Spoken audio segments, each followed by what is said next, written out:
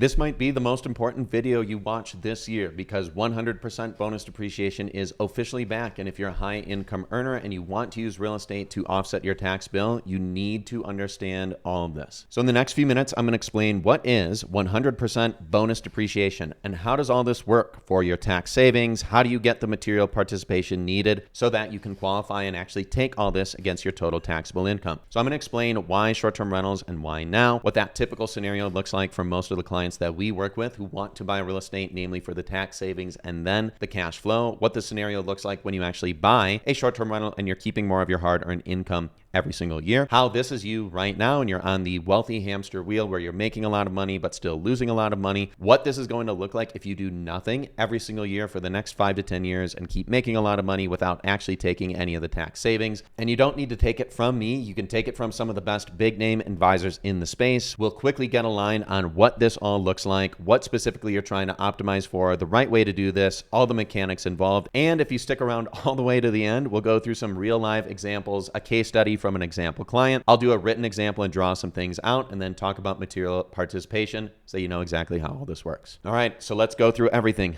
Why short-term rentals and why now? So we as a company have helped over 200 clients close on over 300 tax-saving, cash-flowing short-term rentals over the last 4 years. And the typical scenario that we see is a lot of clients are basically in this scenario right now where they're making a lot of money. So we work with a lot of households whose household income is 400 grand a year or 600 grand a year or over $1 million a year in W-2 income, some business owners, some other multiple streams of income. And they basically end the year somewhere closer to this right-hand side where they're losing around 20 to 30%, sometimes 30 to 35%. For these guys who are losing over 37% of some of their income because they're in a very, very high tax bracket, this is not sustainable. A more ideal scenario is where you're basically still making a lot of money every single year, but you do something in the middle, which is essentially before the end of the year, you buy a property, a short-term rental, you specifically run it as a short-term rental so that you get to keep more of your hard-earned income. Now, it's really, really important first, before we even dive into the mechanics of how does the bonus depreciation, how does the material participation work, you have to have this sort of draw the line in the sand moment that most clients have had. So for me, I was a high-income earner back in 2021. I was running my medical consulting business with my business partner, Brett. He and I were both on pace to take home somewhere in the range of 400, 500, 600,000 in that calendar year in total profit. And my CPA basically helped me get super, super clear on this next topic, which is basically what's going to happen this year if you do nothing, and then what do the next 5, 10, 15, 20 years, because he and I were in our early 30s at that time, what is it going to look like since you guys are going to continue making all this money? And then if you do nothing, here's what it's going to look like. So if I were to continue making roughly 400 grand a year that year, my effective federal income tax rate, my effective state income tax rate, and then all the other stuff that I was paying, I would basically be losing over a 10-year period, $1.5 million. So I had my draw the line in the sand moment back in 2021, where I was looking at some of these numbers. I had different models that my CPA produced for me, and I was basically recognizing like enough is enough. You know, this is the first year that I'm actually making some serious money. I'm not going to throw away 130, 140, 150 grand is what my federal income tax bill was likely to be if I ended up somewhere in the 400 to 500,000 annual income, take-home income that year with my business. So I kind of extrapolated and looked forward to, okay, you know, I'm working 50 plus hours a week, not just because I love work, but because I also want to make money and have time to actually enjoy my life. And that was the year that I decided to get into short-term rentals. I specifically decided to get into real estate. Now, what most of the clients that I look at and what they're doing specifically right now in order to counter the massive tax bill that they get every single year, they are doing what Jim Rohn so eloquently puts it as majoring in the minors. You are doing all these small little things that don't really move the needle. And if you need to take it from somebody else who's not Jim Rohn, take it from Ed Slott, take it from Tom Wheelwright. I love Tom's quote. He's the CPA who was the advisor in Rich Dad, Poor Dad, the book by Robert Kiyosaki. Tax is your single biggest expense in life, and Ed highlights this brilliantly. Taxes are the greatest threat of your retirement or to your retirement savings. If you're not planning for taxes, you're not planning for retirement. So let's get aligned, and let's get alignment on the fact that the current situation is not something that you can continue doing. You're making a lot, but you're losing a lot. So for example, if somebody's going to make over $1 million a year, let's use a more realistic example for most of my clients. If you're going to make 500 to 600 grand a year, which is the typical household income that a lot of the clients who work with us end up coming to us at, you're probably going to continue stair-stepping up. So one spouse in the household is probably going to consistently make more money. Eventually, one of those spouses is probably going to retire. If you make $5 to $6 million over a 10-year period of time, you're literally losing $1.2 to $2.3 million in some of these models that we've looked at. You can't continue doing that and expect to speed into retirement or to take massive vacations or to have 6 weeks out of the year where you're actually spending more time with the family on vacations or staycations or just doing whatever you want to do instead of working your face off for 50 plus hours per week. So we're no longer going to major in the minors by maxing out our Roth, S&P, dollar cost averaging into stuff that's not actually going to move the needle so heavily because, again, 6 figures in losses every single year on our tax bill. We can't do anything with dollar cost averaging in to make up for hundreds of thousands of dollars in lost income every single year. So we're clear on the cost of inaction, and now we've actually got sense of urgency because you've probably been thinking about doing short-term rentals or some sort of real estate investing for the tax benefits. And the good news is we can actually start optimizing for this literally right now. So let's look at an example. So this is a typical tax bill for somebody who's a household in that 600-ish K range every single year. So your annual tax bill is pretty insane. 184 grand a year is massive. I can't even fathom losing that amount of money every single year. The last time I paid taxes was 2020. 2021, I started doing short-term rentals. I've compliantly made sure that I'm following all the guidelines, all the material participation stuff to make sure that I'm able to compliantly do this. And we're going to talk about an example shortly here. So in this scenario where instead of having these massive monthly, annual, even weekly tax bills, like I'm an American, obviously, so I had to Americanize this. I think in football fields, I think in washing machines. Everybody knows what an iPad and a MacBook Air is. So to extrapolate out what this actually looks like and to dial in on what a daily loss looks like, you are literally almost going to the Apple Store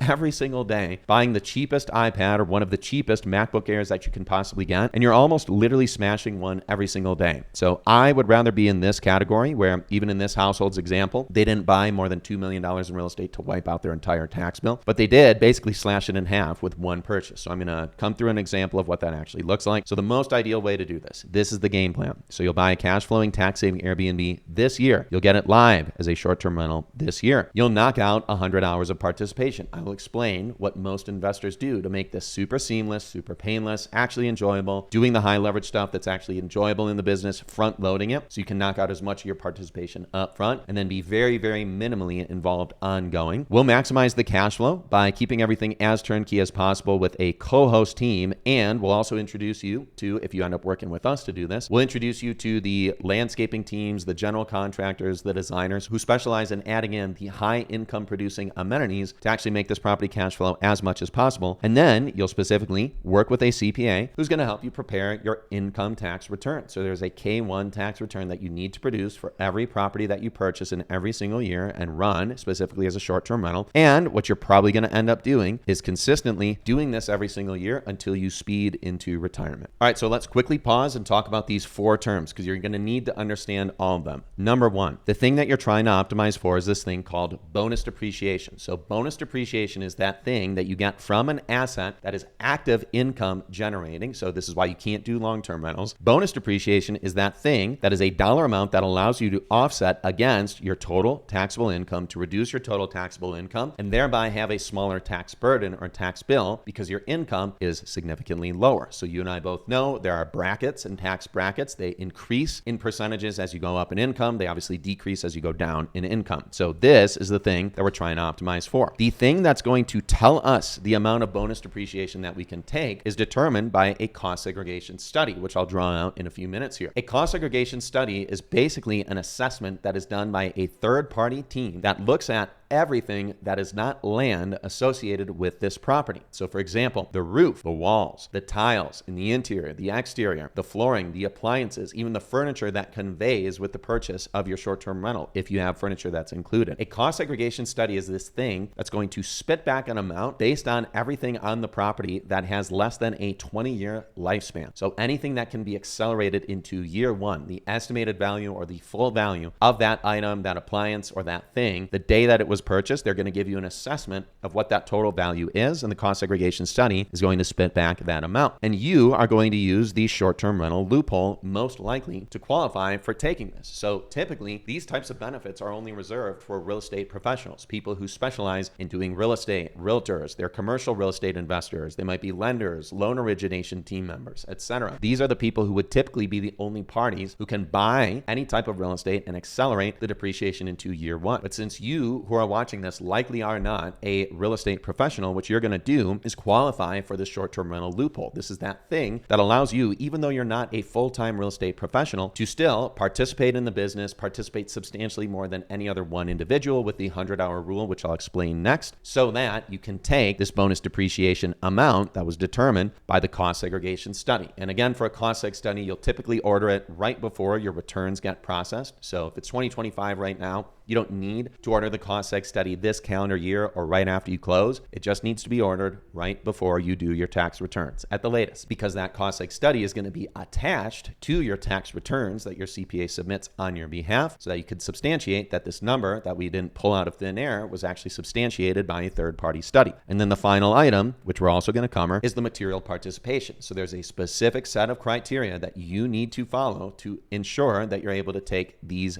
benefits. So number one, the property you need to actually buy and get it into service this calendar year. Number two, you're going to need to make sure that it's actually ran as a short-term rental. So that means the average duration of stay needs to be 7 days or less, which you'll obviously satisfy running it as a vacation short-term rental. And then the third criteria is making sure you get 100 hours of participation in. What's really cool about this is if you have a spouse and you guys file your returns jointly, both parties' hours will be able to contribute to that 100-hour minimum. So most investors, what they'll do is they'll spend a 3, 4, or 5 day weekend visiting the property, overseeing a lot of the enhancements, some of the revenue driving amenities that get added in by a general contractor, a designer, a landscaping team. They'll go and front load easily 60 to 130 hours plus over a 3, 4, or 5 day weekend between the two spouses whose hours both contribute. So let's go through an example of a home that was purchased for just under $1 million, $949,000 in March 2024. So this client, Peter, ended up purchasing this home. He and his spouse showed up at the property and they did, lo and behold, an extended 5-day weekend. And they oversaw what the general contractors, a landscaper, they might have had a designer there, not 100% sure. They were actively participating in the business, and it was very easy to substantiate for them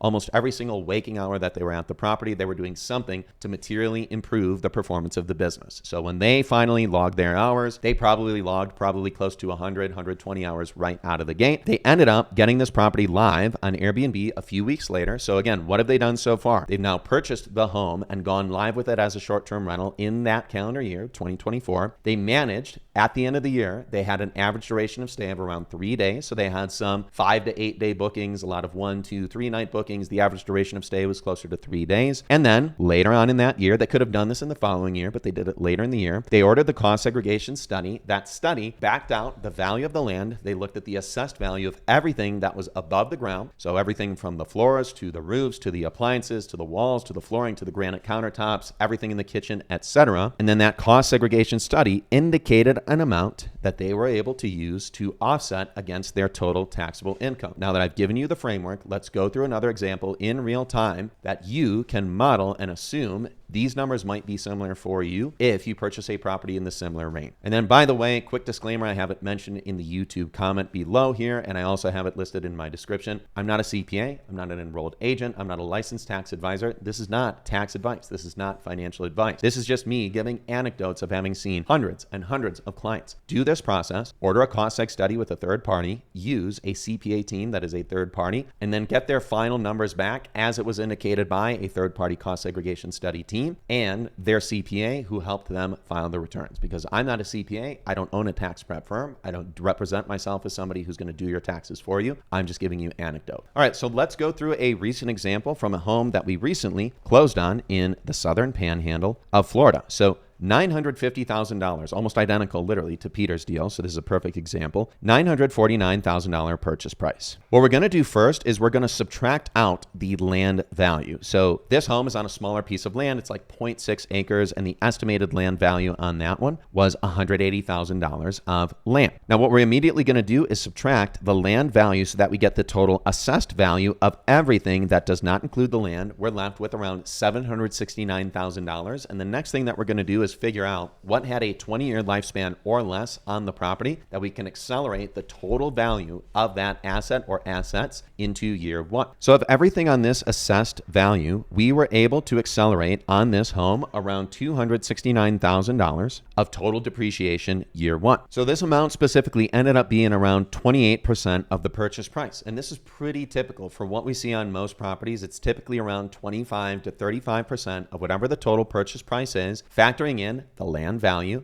factoring in around maybe 35 to 50% of everything that is non-land can be accelerated into year one. But here's the best part. The amount that Peter, this client, was able to offset in this calendar year didn't stop here. So there are some other items that have nothing to do with the cost segregation study that you can also offset against your total taxable income. So Peter also paid for business consulting. So we at the B&B Accelerator team typically charge around $25,000 for our program fee. We typically split it into 2 payments to help clients find and negotiate cash flowing tax saving deals. We also help Peter close on this deal with a massive seller credit. We helped him get the agents off the deals. So we saved the seller around $65,000 in commission. We passed the majority of those savings on to Peter. That expense from working with our team is a business expense, and this is something that you can offset against your taxable income as well. The exact same thing is true when it comes to the furnishing and design work. So they hired a local designer and they spent around 12 to 15K on furniture, some other painting, other enhancements, and they paid that designer for about a week's worth of work, around 5 to 6 grand total, so around 20K to offset there. They also engaged the help of a local landscaping team. So they spent around $15,000 in their backyard, adding in 2 main key revenue driving amenities. One was a really cool fire pit with Adirondack chairs, and the second one from that landscaping team they paid. They were also able to offset the total cost of their inspection and their appraisal. So that was around $1,600 a piece. So it's closer to $700 for the inspection report, closer to $900 for the appraisal. They were also able to offset the total fees that they paid to their co-host. So they had a co-host managing this property, and they were live for almost 8 months out of the year. They were paying roughly $1,000 a month. So they were also able to offset those fees that they paid to the co-hosting team. And finally, they were also able to offset around $2,500 that included the total travel, lodging, accommodations, other fees that they incurred along the way. Since they took a trip to this property, they stayed for around 3 to 4 days. Other small items that they incurred, like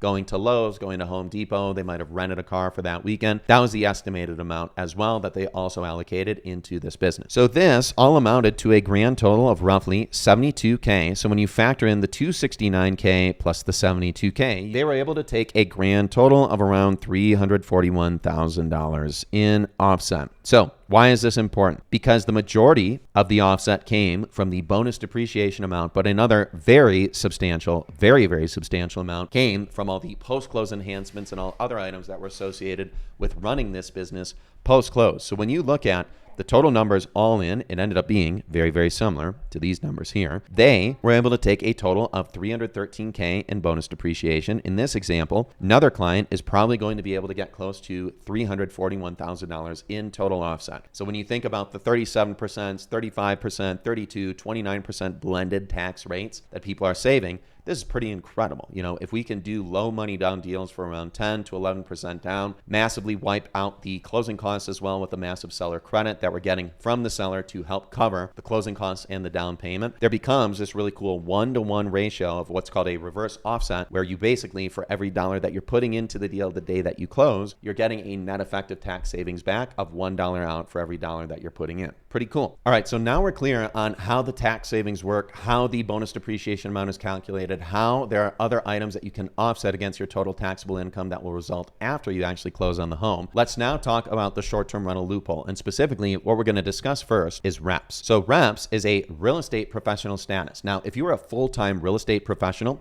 you'd probably doing one of these types of statuses. So the first one is essentially 2,500 hours per year. This is essentially a full-time real estate professional, right? Somebody like a real estate agent, somebody like a realtor on the sell side would be a listing agent, the buyer's agent on the buyer side, a lender, somebody who runs a brokerage, somebody who does real estate full-time. Well, that one likely is not you. So we're not going to try and figure out a way that you can get 2,000 hours doing real estate and no other full-time active income activity in addition to this. The next one would be 750 hours per year. So this one is typically reserved for spouses who do not have any full-time, so no W-2, no full-time 1099. This one is definitely achievable. If you have a spouse who's retired and they basically don't do anything except maybe take care of the kids, take care of the home, they're homemakers, whatever, that one is realistic, but I'm not a huge fan of anybody trying to qualify for that. I personally, again, have no insight on doing this one because I have a spouse. She doesn't work. I get 2,000 hour a year real estate professional status, so I don't have to worry about our status. I'm not a fan of the 750 hour one, and I'll tell you why. How are you going to allocate 15 hours a week to managing 1 or 2 short-term rentals? The maximum hours that you could possibly spend managing this thing every week is like maybe 6 to 10 if you like maxed out everything. If you're doing all the revenue management, if you're doing all the guest communication, if you're doing all the team management with the cleaning team, it's still not even that much time, which is why co-hosts heavily front load the majority of their time getting your listing set up, getting the teams in place, and then they're just managing everything from there. 750 hours is realistic. It's doable. I haven't seen any clients do it yet. I have a few who already have somebody qualified in their household as a 750 hour per year real estate professional for around 15 hours per week. Your mileage may vary, completely up to you, but right now, I don't think that's realistic. I don't know how you're going to spend 15 hours a week managing 2 homes for an entire year and substantiate that to the IRS. But more power to you if you figure out how to make that happen. The next one would be 500 hours per year, and this would be substantially everything. So if you end up doing 500 hours per year in your real estate business, typically what this is going to be allocated towards is somebody who is doing a fix and flip. So somebody who is literally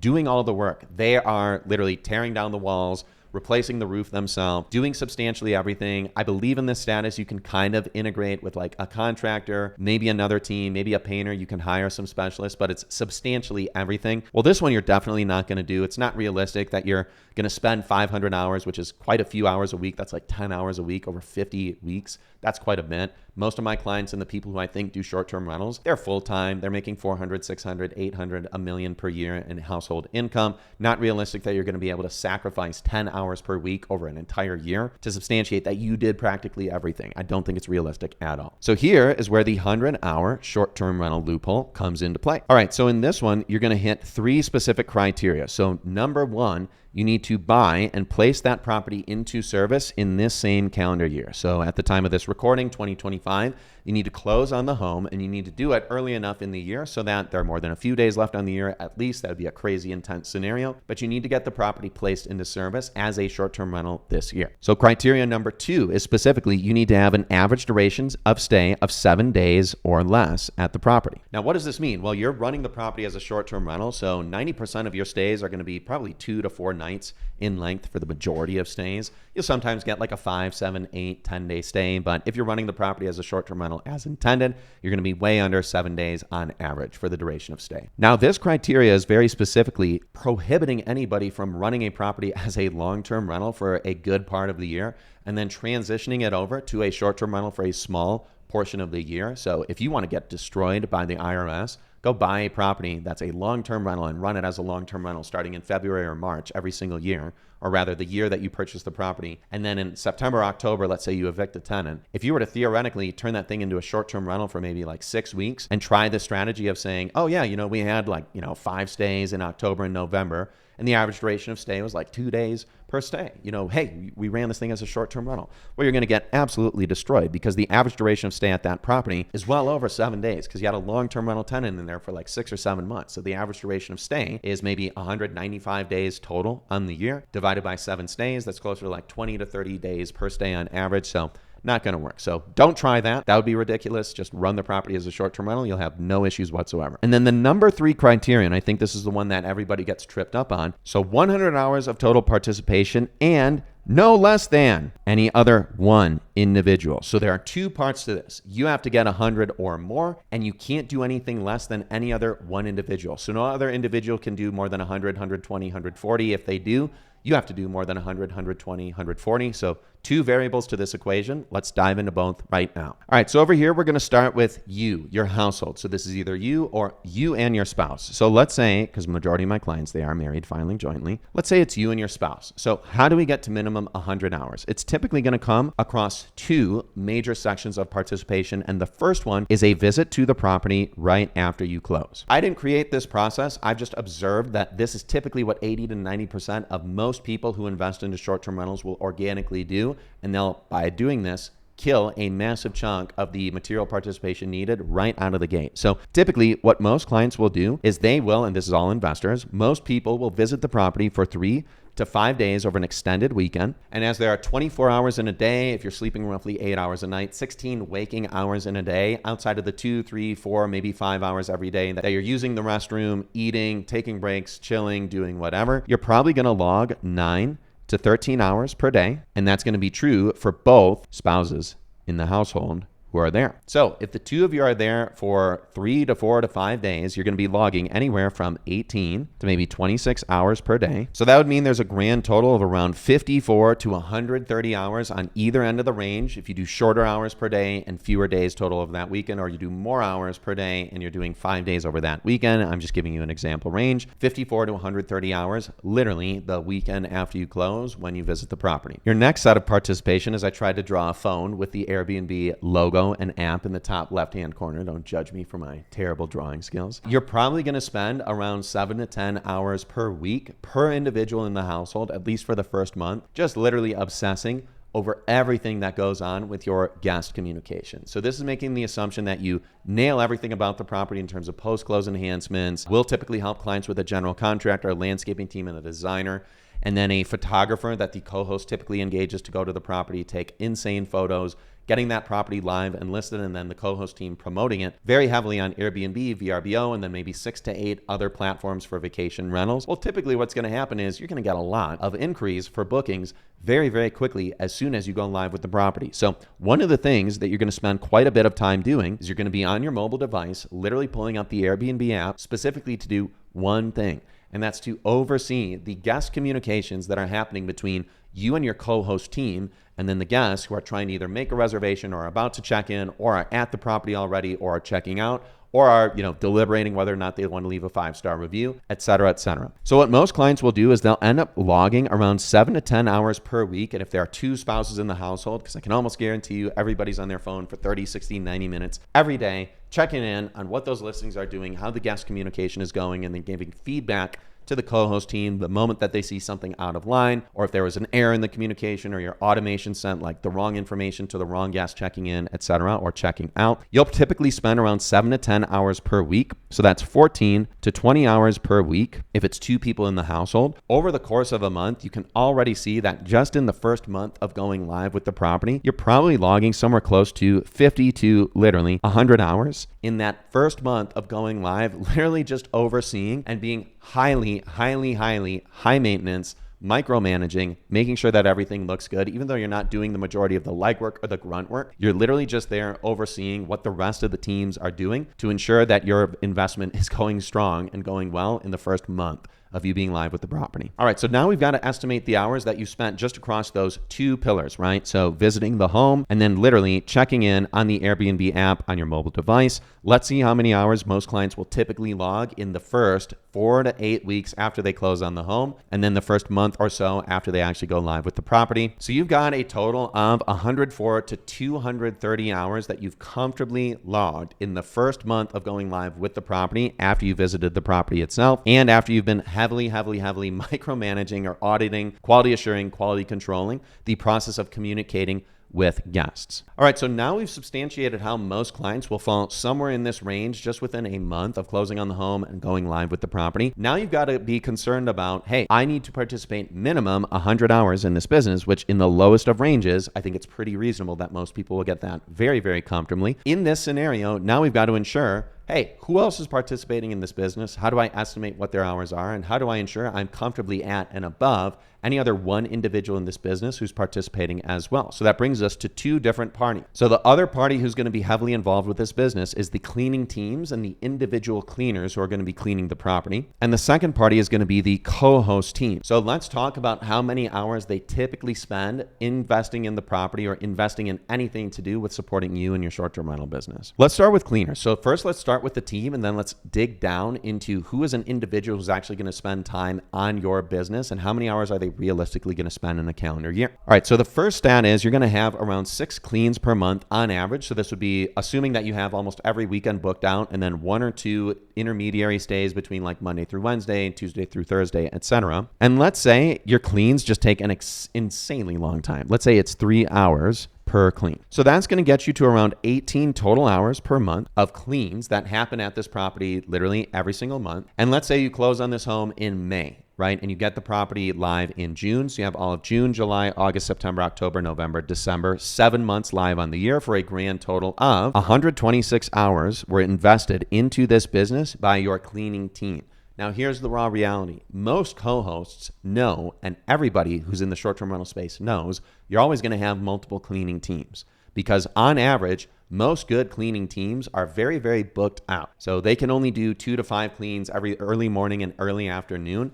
They can't always go to the exact same property every single time. So the reality is you're probably going to have this split across at least 2 teams. So you probably have team 1, and then you'll likely have team 2. Now, as every other short-term rental investor knows, the turnover with cleaning teams and the individuals on those cleaning teams is also very, very high. So if you were to extrapolate and say roughly 60 hours were spread across each of these teams, and there are individuals on each of these teams, so there might be Sally, there might be Jacob, there might be Johnny, there might be Mary, there might be Lainey, there might be Rebecca. All these individuals, their total hours on the property, unless they literally had the same team and the same girl or same guy went to every single clean, it's almost unrealistic that any individual from the cleaning team is even going to get close to substantiating 100 or even anywhere close to where your range is going to be 104 to 230 hours just within the first 2 months of you going live with this property. All right, so we've drawn the big X through any other one individual on a cleaning team who's anywhere close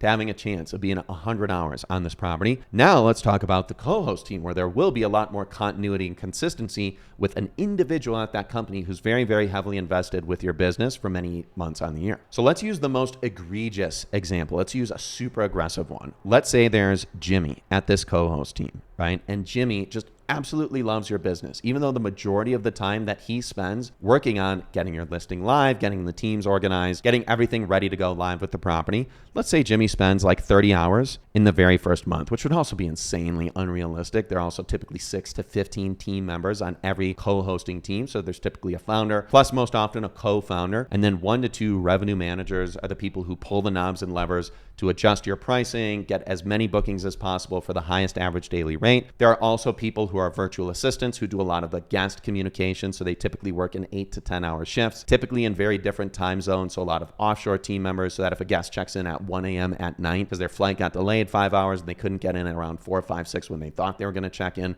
there's somebody there to support them. But let's just use this egregiously aggressive example. So Jimmy spends 30 hours in the first month, and then Jimmy just loves your business. He spends literally an hour almost every day per week, so 4 days out of the week for 4.2 weeks out of every single month. The guy takes only 1 day off from managing your property or doing anything that he aggressively can, so he spends around, let's say, 17 to 18 hours per week. And let's go with the same timeline that we presented originally. So let's say you close on this property, get it live in June, so there are 7 full months out of the year, so 7 months on this rate. So Jimmy logged 126 hours monthly for those months that he was live with the property after, let's use the aggressive example of another 30 hours up front. So Jimmy spent 156 hours in this calendar year working on the business. Okay, so time to sound the alarm. We have somebody who spent significantly more than 100 hours this calendar year. Well, here's the good news. You are likely going to fall somewhere much, much closer to this range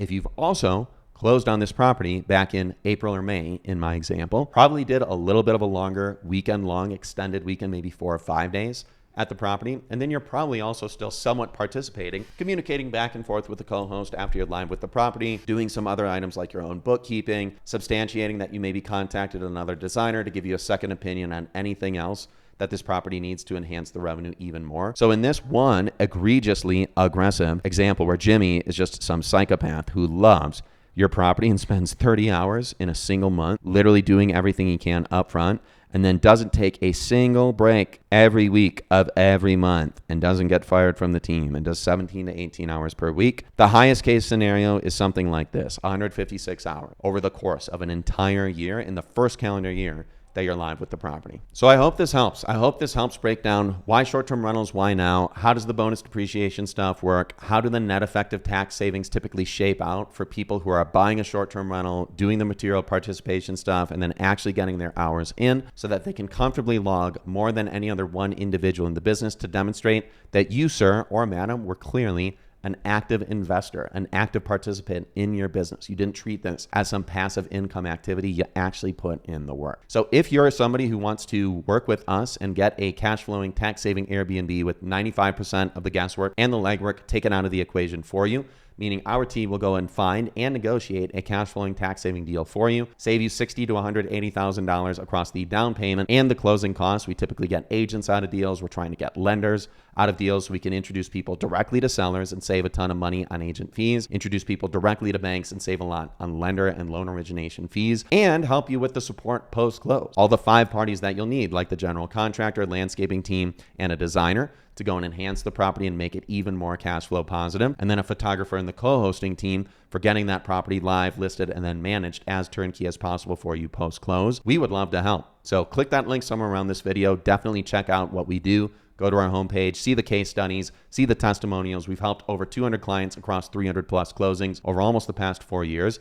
And for now, if you're still on the fence about doing short-term rentals, check out my next video that breaks down how we actually help clients maximize their cash flow with the 5 key revenue driving amenities with the 5 specific teams and individuals who will typically help. So check out that video if you haven't already watched it, and we look forward to hopefully helping you soon.